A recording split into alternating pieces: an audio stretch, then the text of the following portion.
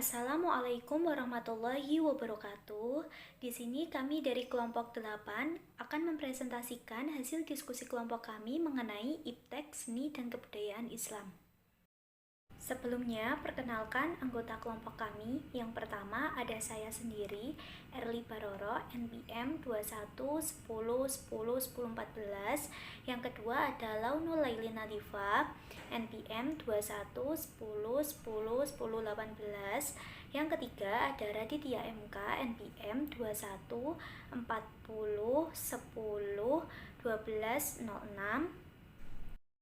Di sini kelompok kami akan membahas mengenai yang pertama, pengertian IPTEK dan seni, yang kedua, integrasi agama, IPTEK dan seni, yang ketiga, pengertian kebudayaan, yang keempat, konsep kebudayaan dalam Islam, yang kelima, prinsip-prinsip kebudayaan Islam, yang keenam, sejarah intelektual Islam, yang ketujuh, masjid sebagai pusat peradaban Islam, yang kedelapan, nilai-nilai Islam dalam budaya Indonesia.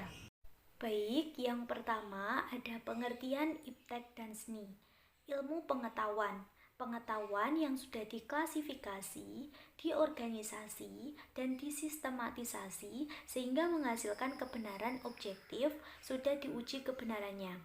Teknologi, salah satu unsur budaya sebagai hasil penerapan praktis dari ilmu pengetahuan. Teknologi itu bersifat netral. Seni, hasil ungkapan akal, budi manusia yang bernilai keindahan. Seni yang lepas dari nilai-nilai ketuhanan tidak akan abadi. Selanjutnya ada integrasi iman, IPTEK, dan seni. Sejarah mencatat bahwa ahli-ahli sains dulu di samping ahli dalam bidangnya, di saat yang sama mereka menjalankan kewajiban agama Islam dengan baik. Antara agama dan IPTEK tidak bertentangan. Tesis di atas terjadi karena agama diartikan sebagai suatu reaksi kepada suatu gerak batin menuju apa yang diyakini kesuciannya, sehingga menimbulkan rasa hormat atau takdim. Sedangkan ilmu pengetahuan merupakan tumpukan pengetahuan tentang objek alam yang hidup dan yang mati. Menurut Mahdi Hoshani, ilmu laksana lampu kehidupan dan agama adalah petunjuknya. Dalam perspektif Islam, imanlah yang menjadi penguasaan ilmu dengan tepat. Firman Allah, Bismillahirrahmanirrahim, wa idza qila anshuzu fanshuzu yarfa'illahu alladziina aamanu minkum walladziina utul ilma darajat wallahu bima ta'maluna khabir, yang artinya, dan apabila dikatakan berdirilah kamu, maka berdirilah. Niscaya Allah akan meninggikan orang-orang yang beriman di antaramu dan orang-orang yang diberi ilmu pengetahuan beberapa derajat, dan Allah Maha mengetahui apa yang kamu kerjakan. Quran Surat Al-Mujadalah ayat 11.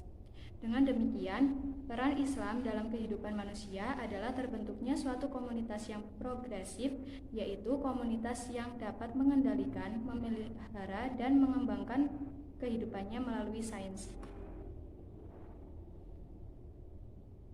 Menurut Nurholis Majid, ilmu adalah pelaksanaan perintah Tuhan untuk memperhatikan dan memahami alam raya hasil ciptaannya sebagai manifestasi penyingkapan tabir kebesaran ayatnya. Sehingga integrasi ilmu dan iman adalah sebuah keniscayaan, sebab iman tidak hanya mendorong bahkan menghasilkan ilmu, tetapi juga membimbing ilmu dalam bentuk pertimbangan moral dan etis serta estetika penggunaannya. Adapun perbedaan mendasar antara keduanya terletak pada sumbernya. Ilmu bersandar pada observasi atau ainul yakin terhadap alam yang disusun melalui proses penalaran rasio atau akliyah. Sedangkan iman bersandar pada sikap membenarkan dan mendukung pembenaran berita yang dibawa oleh Nabi dan Rasulnya. Menurut Osman Bakar, syahadat tauhid adalah sebuah pernyataan pengetahuan tentang realitas, sehingga orang Islam memandang bahwa sains, seni, ilmu sebagai ragam bukti yang menunjukkan pada kebenaran yang fundamental dalam Islam. Konsekuensi integrasi di atas adalah tidak ada iman kecuali orang yang berilmu, dan tidak ada yang berilmu kecuali mereka yang berpikir, bersikap, dan yang kritis. Seni berkaitan dengan pengetahuan. Seni juga bagian dari sains. Sains tanpa seni akan terasa hampa, tetapi sangat berbahaya jika IPTEK tidak dijiwai dengan iman. Fungsi keindahan secara duniawi untuk membimbing manusia kembali ke fitrahnya, sebagai sarana untuk meraih pengetahuan dan kesucian. Selanjutnya ada pengertian kebudayaan.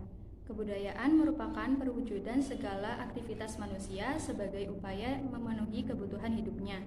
Kebudayaan akan terus berkembang, tidak akan berhenti selama masih ada kehidupan manusia. Hasil perkembangan kebudayaan yang dilandasi oleh nilai-nilai ketuhanan disebut dengan kebudayaan Islam. Menurut G. Verkuyl, kebudayaan berasal dari bahasa Sanskerta, yaitu kebudayaan bentuk jamak dari budi yang berarti roh dan atau akal. Menurut Kuncoro Ningrat, kebudayaan berasal dari bahasa Sanskerta, yakni budaya, bentuk jamak dari budi yang berarti budi atau akal. Secara umum, kebudayaan dapat dipahami sebagai hasil cipta, rasa, dan karya manusia yang tidak lepas dari nilai ketuhanan. Hasil kebudayaan manusia dibagi menjadi dua macam, yaitu kebudayaan jasmaniah atau kebudayaan fisik dan kebudayaan rohaniah atau kebudayaan non-material. Allah mengangkat Nabi Muhammad SAW sebagai Rasul, yaitu memberikan bimbingan kepada umat manusia agar dapat mengembangkan kebudayaan tidak lepas dari nilai-nilai ketuhanan, sebagaimana sabdanya yang berarti, sesungguhnya aku diutus Allah untuk menyempurnakan akhlak. Kebudayaan ini diperoleh dengan belajar dari masyarakat. Tanpa masyarakat, manusia akan mengalami kesulitan dalam membentuk budaya. Sebaliknya, tanpa budaya, manusia tidak dapat mempertahankan hidup. Ya, baik, akan saya lanjutkan lagi. Prinsip-prinsip kebudayaan Islam. Kebudayaan Islam bukan kebudayaan yang diciptakan oleh masyarakat Islam, tetapi kebudayaan Islam yang bersumber dari ajaran-ajaran Islam atau kebudayaan yang bersifat Islami. Menghormati akal, motivasi untuk menuntun dan mengembangkan ilmu, menghindari takib buta, tidak membuat kerusakan.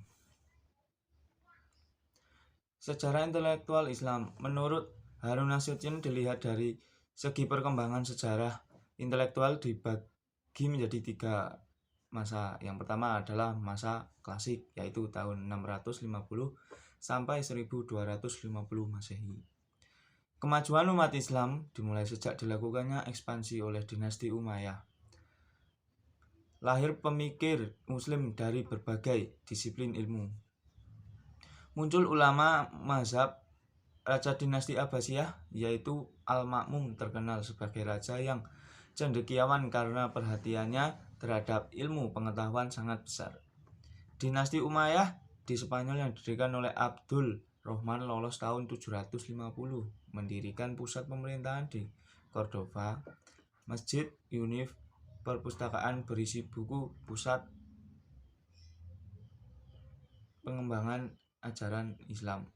Didirikan Masjid Al-Azhar dan Darul Hikmah. Masa yang kedua adalah masa pertengahan, yaitu pada tahun 1250 sampai 1800 Masehi. Mengalami kemunduran ilmu pengetahuan dan ilmu filsafat dalam dunia Islam. Kehilangan berbagai figur pemimpin ideal, umat Islam lebih berfungsi sebagai konsumen daripada sebagai produsen. Untuk masa yang ketiga adalah masa modern, yaitu tahun 1800 Masehi sampai sekarang. Masa kebangkitan umat Islam memurnikan ajaran Islam dari unsur-unsur yang menyebabkan kemunduran, menyerap pengetahuan bangsa barat untuk mengimbangi pengetahuan mereka, melepaskan diri dari penjajahan bangsa barat. Masjid sebagai pusat peradaban Islam. Yang pertama, secara etimologi masjid adalah tempat untuk sujud. Secara terminologi diartikan sebagai tempat untuk melakukan ibadah dalam arti luas. Pada umumnya masjid digunakan khusus untuk sholat. Sejak Nabi Muhammad mendirikan masjid untuk pertama kali sebagai pusat peradaban, dan peradaban timbul di sekolah-sekolah dan universitas. Pertumbuhan masjid di Indonesia sangat cepat, terbukti dari meningkatnya jumlah masjid di Indonesia, namun belum berfungsi secara optimal. Untuk memfungsikan secara maksimal, yaitu dengan menumbuhkan kesadaran umat akan pentingnya peranan masjid. Nilai-nilai Islam dalam budaya Indonesia. Yang pertama, nilai-nilai ajaran Islam bersifat universal, sehingga sangat mungkin apa yang dicontohkan Nabi dalam hal muamalah selain mengandung nilai-nilai ajaran Islam, juga dipengaruhi oleh unsur-unsur budaya lokal. Yang kedua, contohnya dalam hal berpakaian dan makan. Dalam perkembangan dakwah Islam di Indonesia melalui bahasa dan budaya sebagaimana dilakukan oleh para wali songo di tanah Jawa, tanpa disadari mereka melakukan bagian dan ajaran Islam. Yang ketiga, ada contoh lainnya yaitu penyelenggaraan Maulid Nabi ditransformasikan menjadi upacara sekaten. Sekian presentasi dari kelompok kami, kurang lebihnya mohon maaf. Terima kasih. Wabillahi taufiq walhidayah. Wassalamualaikum warahmatullahi wabarakatuh.